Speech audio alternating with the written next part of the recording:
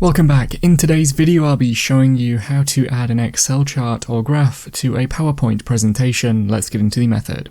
Firstly, I'd recommend that you're using the latest versions of Excel and PowerPoint for this to work best. The method now should be very simple. Find the graph or chart in Excel and right-click on it and choose Copy from the list. If you don't see Copy, try right-clicking near the edge of the graph. Now head into PowerPoint and find the slide you want the graph on and right-click on it and then hover over Paste. And if you want the data to be updated and linked, choose an option that mentions linked data. If there isn't one, try the option called Use Destination Theme.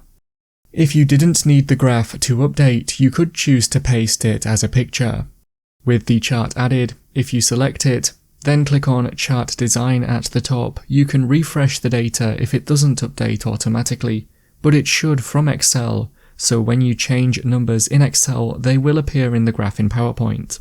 You can also use the Format tab to further customize the appearance of the graph.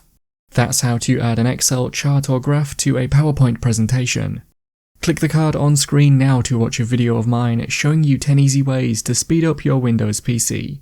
If you have any questions, then let me know in the comments below, and if you did find today's video helpful, remember to leave a like and feel free to subscribe for more tips in the future. Be sure to stick around to see some of my other videos that you might be interested in. Thanks so much for watching, and I will see you in another video.